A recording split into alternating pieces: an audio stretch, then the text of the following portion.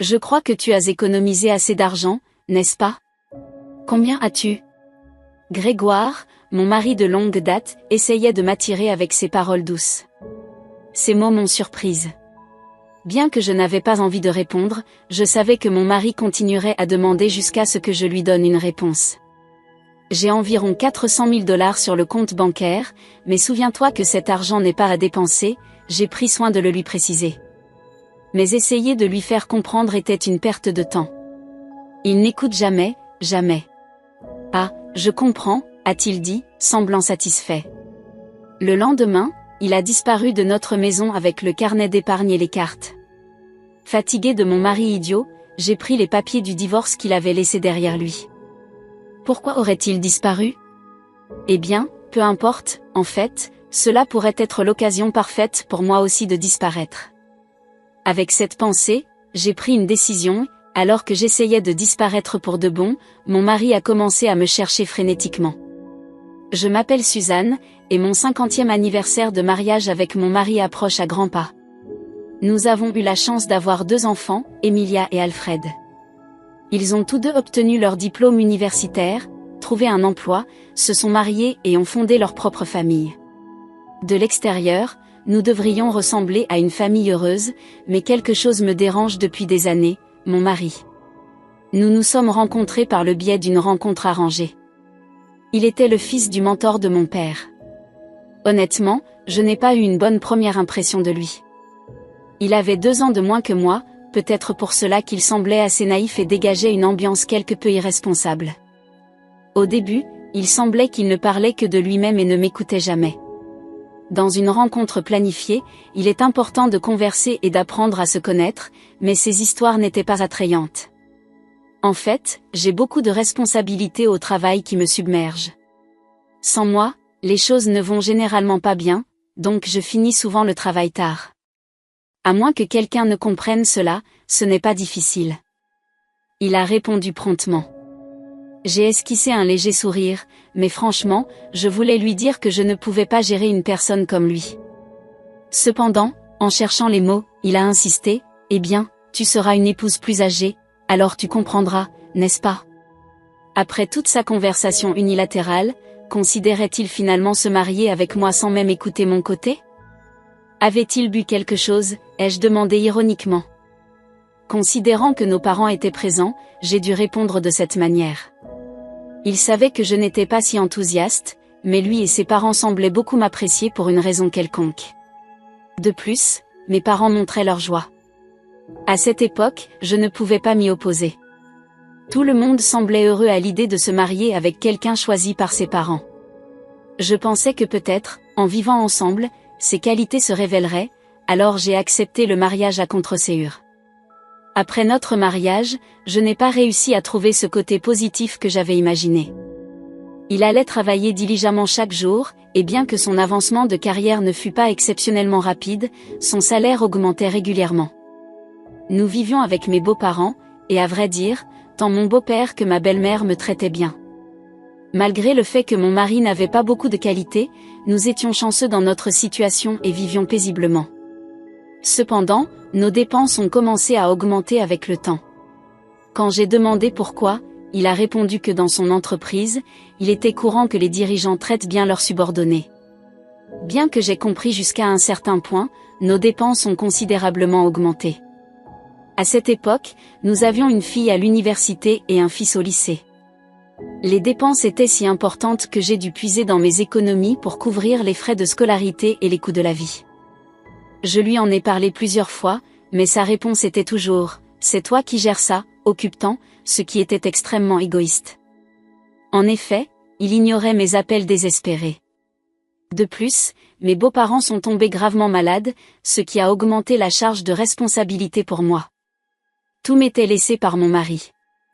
Il a répondu froidement « À quoi sers-tu ici ?» lorsque j'ai suggéré d'embaucher une aide à domicile. Demande à Emilia et Alfred de t'aider si besoin. Tu ne dois pas gaspiller de l'argent. Alors, tu pourrais au moins aider un peu. Rien que d'aider ton père à manger serait déjà suffisant, proposai-je, mais sa réponse fut décevante. Prendre soin des autres n'est pas mon travail. Si je ne travaille pas et n'apporte pas d'argent, nous serons tous en difficulté.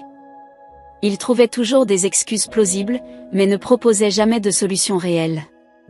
Et en plus de cela, la fréquence et le montant de ses sorties ne faisaient qu'augmenter. Je n'avais jamais eu l'intention d'impliquer les enfants dans les soins, mais voyant ma situation, ils aidaient souvent aux tâches ménagères. Finalement, après le décès de mon beau-père, ma belle-mère est décédée peu après. Alors que j'étais en deuil, je ne peux nier que je me sentais soulagée du fardeau des soins. Les années ont passé, nos enfants ont terminé leurs études, trouvé des emplois et déménagé, ne laissant que mon mari et moi à la maison. Il a pris sa retraite il y a environ 5 ans, mais il sort encore souvent en disant qu'il va boire, et les dépenses sont toujours terribles. Un jour, craignant que nous ne survivions pas si ces dépenses inutiles continuaient, je lui ai dit, « Gregor, ça suffit avec les dépenses. As-tu vraiment besoin de sortir boire aussi souvent après ta retraite ? Nous devons penser à notre avenir. » Mais il m'a regardé comme si je parlais une langue étrangère. « Ah, j'ai travaillé dur toute ma vie. J'ai ma pension et mon fonds de retraite. Qu'y a-t-il de mal à profiter de ma retraite ? Il y a une limite. Si tu dépenses plus que ce que tu as, nous ne pourrons pas vivre. Nous traverserons ce pont quand nous y arriverons. » Il n'écoute jamais. J'étais complètement fatiguée de lui. Quelques jours plus tard, alors que je faisais le ménage, je l'ai aperçu figé, regardant son téléphone. J'ai demandé négligemment ce qu'il regardait, et il a rapidement caché son téléphone, agissant de manière suspecte. J'ai trouvé cela étrange, mais cela faisait longtemps que je n'avais plus d'intérêt pour lui. Est-ce qu'il a une liaison ? Non, qui s'intéresserait à un vieil homme si distrait ? Oh, ce n'est rien, dit-il en rangeant le téléphone. Puis il parla. Au fait, tu disais que nous manquions d'argent l'autre jour, mais sachant comment tu es, tu dois avoir économisé correctement, non ? Combien as-tu ? Je ne pouvais m'empêcher de le regarder. Son ton était presque mielleux. J'étais abasourdie. Il n'y a rien. C'est toujours toi qui fais les retraits, donc tu devrais le savoir. Mais je parle d'autres comptes, répliqua-t-il. J'ai essayé d'éviter la question, mais mon mari persistant continuerait certainement à demander jusqu'à ce que je réponde. Me sentant résignée, je lâchai brusquement, j'ai environ 400 000 $ sur le compte bancaire, mais souviens-toi que cet argent n'est pas à dépenser librement. Si cela s'épuise, nous sommes vraiment finis. J'ai bien pris soin de lui faire comprendre cela, mais faire comprendre les choses à mon mari était simplement impossible. Ah, je vois, dit-il, semblant satisfait. Aussi embarrassant que cela puisse être d'admettre, c'est l'homme avec qui je me suis mariée. J'espérais qu'éventuellement, il commencerait à exiger cet argent aussi, mais mon attente a été trahie. Le lendemain, il disparut avec le carnet d'épargne et les cartes bancaires, ne laissant derrière lui qu'une demande de divorce. Quel homme sans cœur! Dire que ma vie a été gâchée à cause de lui ne serait pas une exagération, et pourtant, c'est ainsi qu'il m'a traité, emportant tout l'argent et fuyant. Il devait penser que peu importe ce qui m'arrivait. Il devait avoir une liaison. Avec cette pensée, j'ai juré de me venger complètement et j'ai rempli les papiers du divorce. J'ai immédiatement pris des mesures. C'est mon mari qui avait pris les papiers, ce qui signifiait en soi ses intentions. Après avoir envoyé les papiers de divorce au tribunal et les avoir acceptés, j'ai senti un poids être enlevé de mes épaules. J'étais sur le point d'informer mes enfants de cela lorsque j'ai remarqué plusieurs appels manqués de mon mari. Non, mon ex-mari. Je pouvais l'imaginer appelant désespérément, mais je ne lui devais aucune conversation. Si je rentrais à la maison, je le rencontrerais probablement, alors j'ai immédiatement contacté ma fille.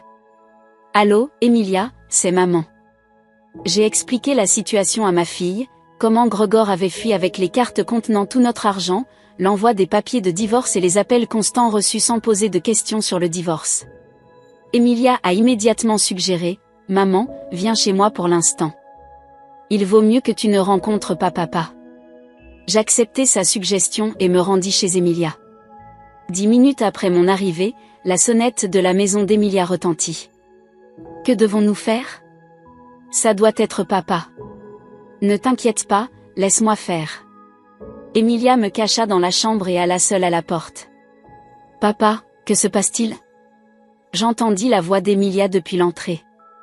Comme prévu, le visiteur était mon ex-mari. Suzanne est ici?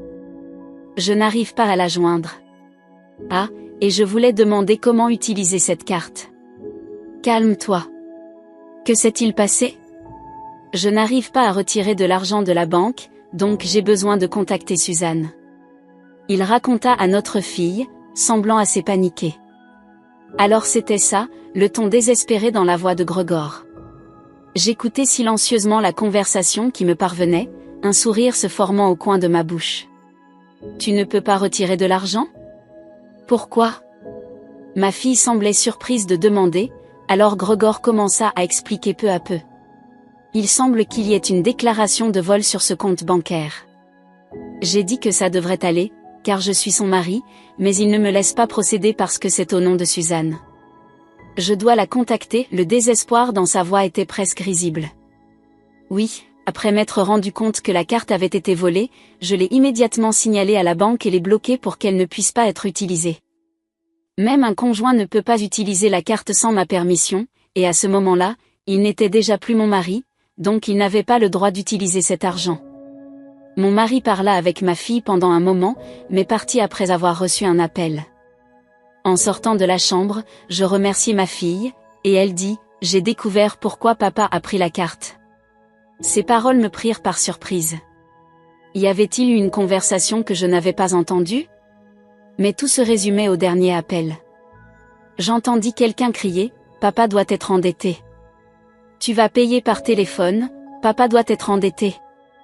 Je restais stupéfaite par la révélation de ma fille. Pourquoi, quand et à qui avait-il emprunté? Il avait fait tout cela sans me consulter, et le cri au téléphone ne semblait pas venir d'un créancier respectable. Je savais qu'il était idiot, mais cela dépassait mes attentes. Pour l'instant, il pourrait te chercher et pourrait aller chez Alfred ensuite.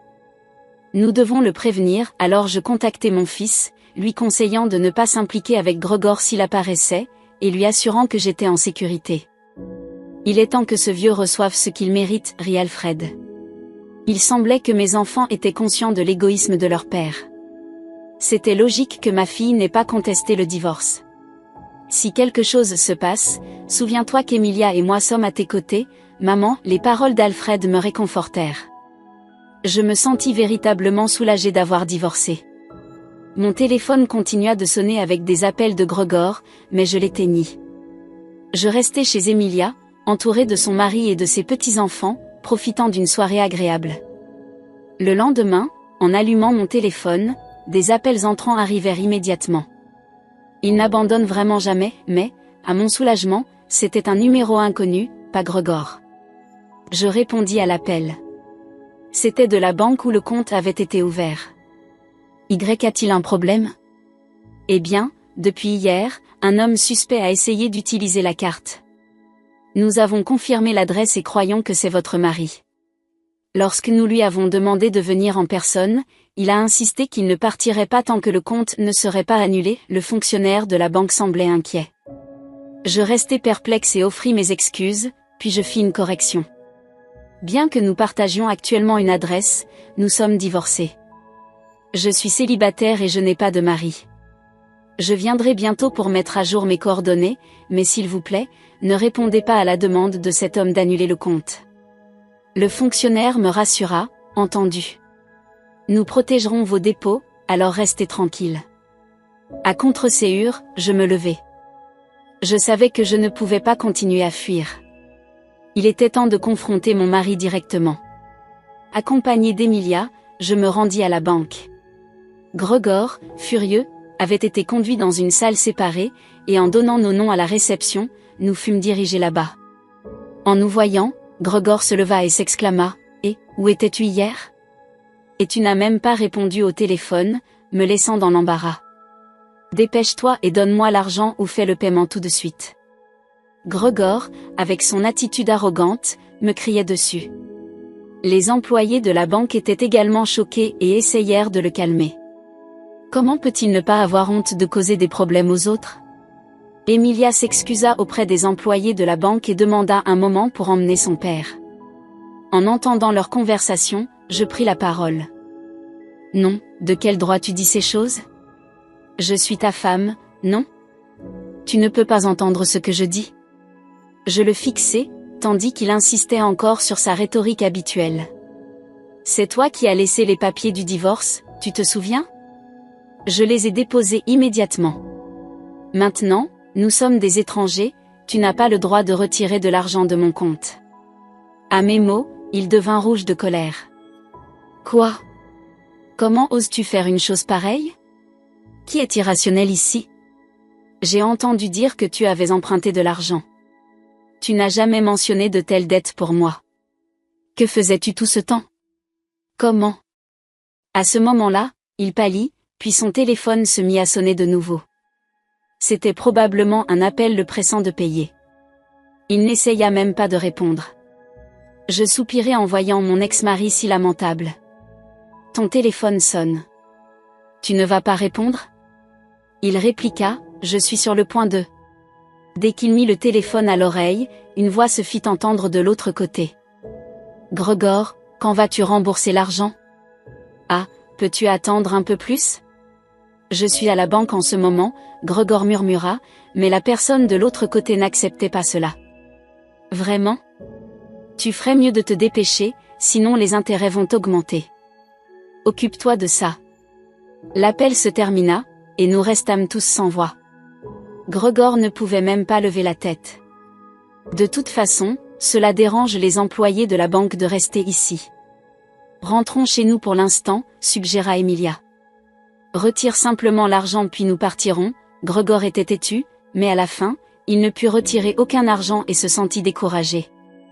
Allons simplement à la maison, avec l'encouragement d'Emilia, il finit par bouger son corps lourd et nous suivit à contre-séhur. Quel pathétique! Pourquoi te serais-tu endetté ainsi? À qui as-tu emprunté? Dans la voiture, ma fille réprimanda Gregor, qui commença à parler à voix basse. Après avoir atteint 40 ans, il n'aimait pas rentrer à la maison pour des discussions sur les soins, alors il commença à aller dans des casinos pour passer le temps après le travail, devenant accro et continuant même après la retraite, cachant cela de moi. Je le critiquerais à propos de l'argent, et s'il admettait que c'était à cause du jeu, je le critiquerais encore plus. Il voulait faire ce qu'il voulait sans que personne ne se plaigne, surtout après la retraite. Il y a eu des moments où il gagnait et gérait les finances avec cet argent, mais il a fini par emprunter. La raison pour laquelle il vérifiait son téléphone si fréquemment était apparemment à cause des messages fréquents sur le paiement. Je pensais qu'il n'avait pas une liaison, mais c'est bien pire. Je ne peux pas croire. C'est honteux de dire qu'il est mon père. Emilia était véritablement indignée et frustrée par les actions de Gregor. Je ressentais la même chose. Combien c'est?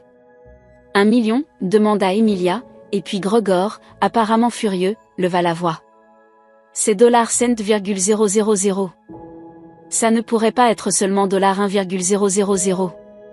Que essaies-tu de justifier maintenant, vieux idiot? Que devons-nous faire? Je n'avais aucune idée. Finalement, Emilia perdit patience, et à juste titre. Une dette de $1,000 n'est pas seulement injustifiable pour une famille, mais il pensait aussi qu'après le divorce et le paiement de la dette, il pourrait utiliser librement les $3,000 restants sans objection de ma part. J'ai été idiot. Je m'excuse, dit Gregor en s'excusant, mais pour une telle idiotie complète, il n'y a pas de remède. S'excuser maintenant ne change rien. Nous sommes des étrangers, je ne te connais pas, c'est tout. Je m'excuse vraiment, dit-il après être rentré à la maison. Je rassemblais mes affaires. Gregor me suivait comme une ombre. Je m'excuse vraiment, s'il te plaît ne pars pas, ne m'abandonne pas.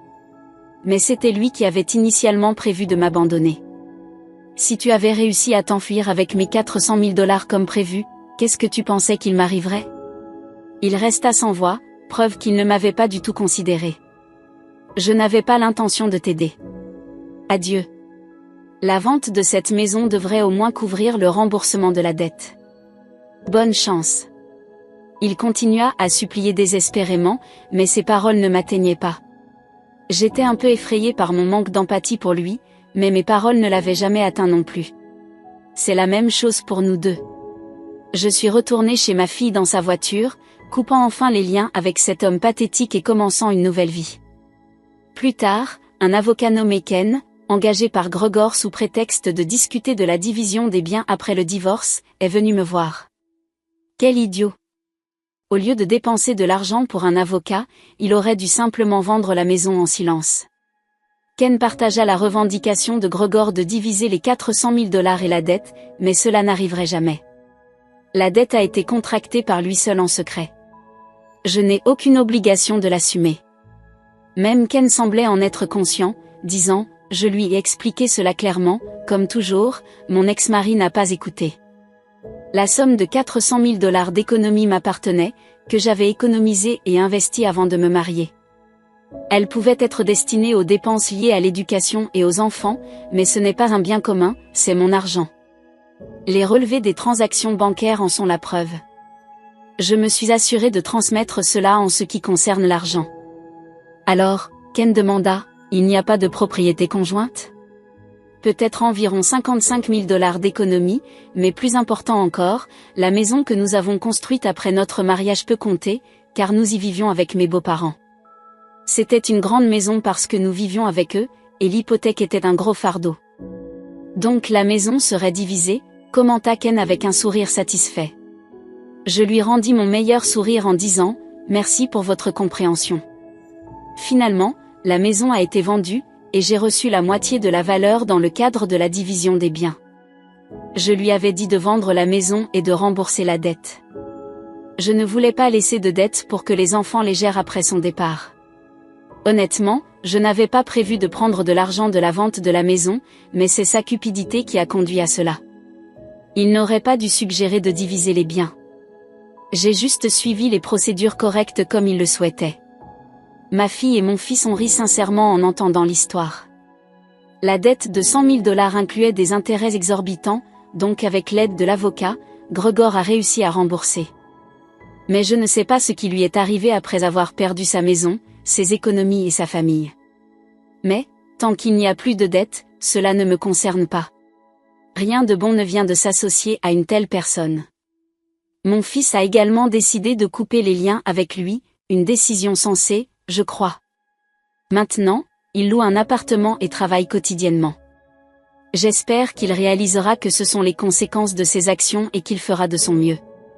Ensuite, ma fille a suggéré que je vienne vivre avec elle. Je suis heureuse de passer mes journées avec mes petits-enfants et ma fille. Son mari est gentil et intéressé par les investissements que j'avais l'habitude de faire, ce qui mène à de nombreuses conversations. Après avoir vécu dans un environnement où les plaintes étaient normales, cela ressemblait à un paradis. S'il y a eu quelque chose de bon à me marier avec mon mari, c'est le fait d'avoir été bénie avec mon fils et ma fille. Maintenant, ils sont heureux, ce qui me fait croire que tous mes efforts en valaient la peine. Maintenant c'est mon tour. Vous pouvez changer votre réalité si vous le souhaitez. Je veux compenser le passé et vivre heureuse dorénavant.